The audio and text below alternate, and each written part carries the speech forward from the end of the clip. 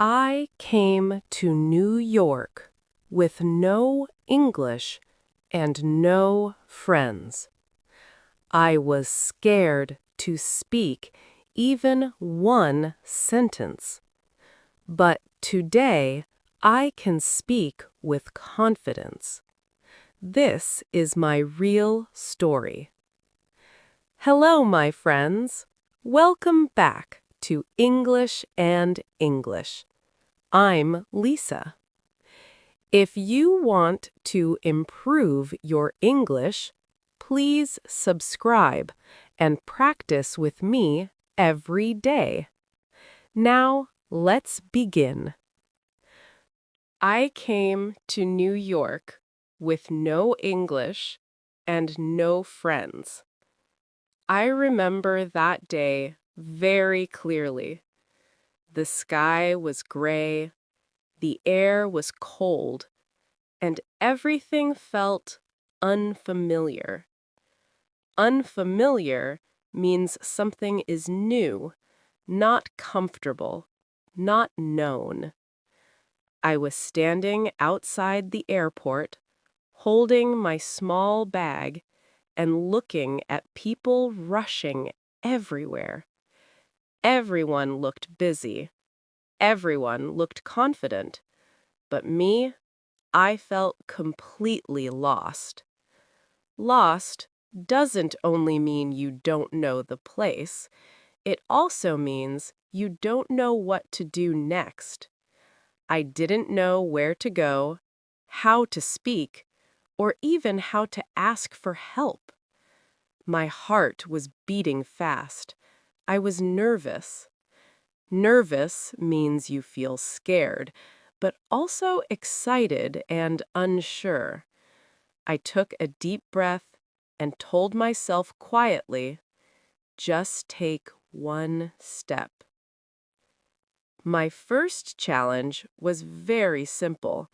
I needed to take a taxi, but even that felt impossible. I walked slowly toward a taxi driver, but when I opened my mouth, no words came out. Have you ever felt that? When your mind is full, but your mouth is empty? That was me. Finally, I said very softly, "Address, please." The driver looked confused. Confused means not understanding something clearly. He said something fast, too fast for me to understand. I froze. Freeze means you stop moving because of fear. I didn't know what to do, so I showed him my phone. The address was written there. He nodded, and I got into the car. That small moment felt like a big victory. The apartment I rented was small, quiet, and empty. Empty means nothing inside. No people, no feeling, just silence. That first night was the hardest. I sat on the bed and looked around the room. No family, no friends, no familiar voice. I felt alone, not just physically, but deeply inside. I asked myself, why did I come here? But at the same time, I knew the answer. I came here for a better life. The next morning, I woke up early. I didn't want to stay in that room again, so I decided to go outside. Just walk. Just see the city. The streets were busy. Cars were moving fast, people were talking, and everything felt alive. Alive means full of energy and movement. But again, I felt different. I was not part of it yet. I was just watching. I went into a small coffee shop. I wanted to order something, but I was scared again. The menu looked simple, but the words felt heavy. Heavy means difficult, hard to understand. When it was my turn, the worker smiled and said, "Hi, what can I get for you?" I understood, but slowly. I said, "Coffee." He asked, "What size?" And I didn't know what to say. Small? Medium? Large? My mind went blank again, so I just pointed. He smiled again. That smile made me feel a little better. That day, I learned something important. Even if your English is not perfect, you can still communicate. Communicate means share your idea, even with simple words. You don't need big sentences. Sometimes one word is enough. Days passed.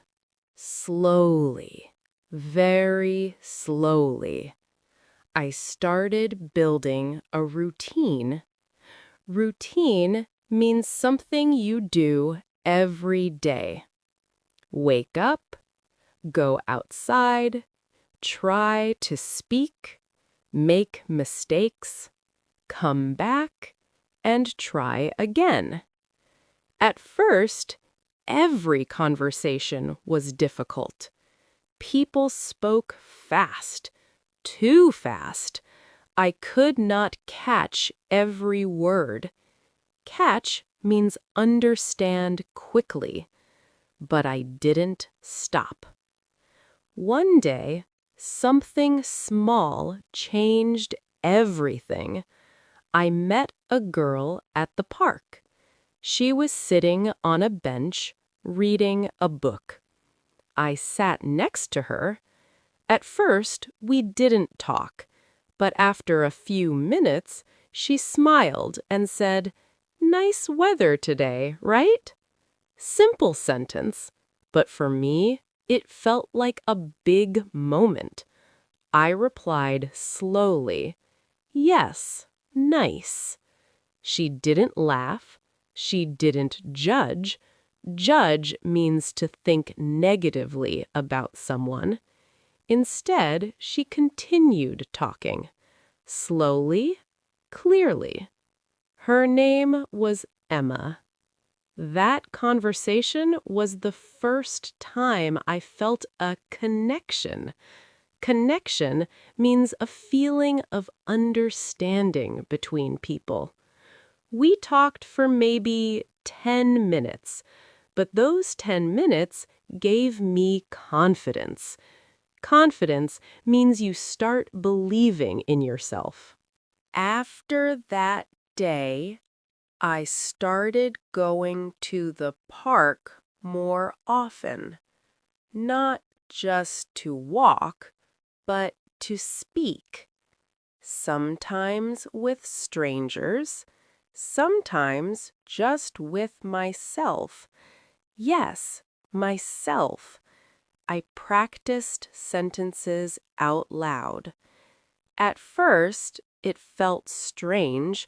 Strange means unusual, but it helped a lot. Weeks later, I could speak a little more. Not perfect, not fast, but better, and better is enough.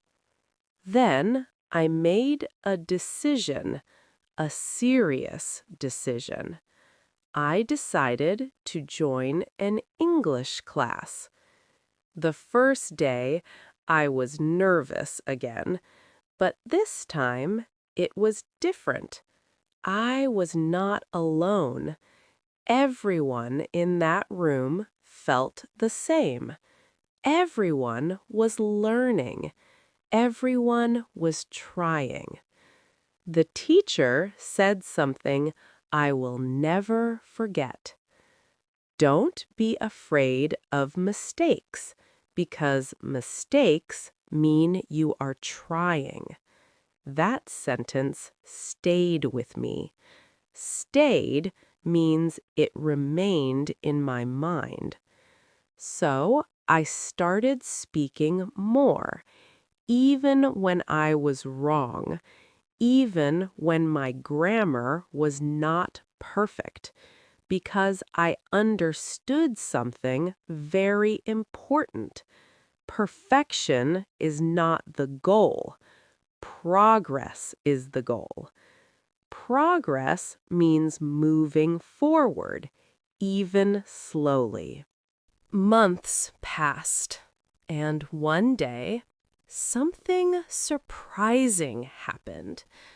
I was helping a new student. Me, helping someone else. I was explaining simple words, speaking slowly, just like someone once did for me. In that moment, I realized something. I was no longer the same person. The girl who was afraid to say one word was now speaking full sentences. The girl who felt lost had found direction. Direction means a clear path, a clear purpose. Today, I am still learning, still improving, still making mistakes. But I am not afraid anymore because I know fear is just the beginning, not the end. So if you feel scared, if you feel shy, if you feel like your English is not good enough, remember this. You don't need perfect English to start. You just need courage. Courage means the strength to try, even when you are afraid. Thank you so much for listening today. If this story helped you, listen again, slowly, and try to repeat after me. This is how you improve, step by step. Don't forget to like, subscribe, and share this with a friend. I'm Lisa, and I'll see you in the next lesson. Bye for now.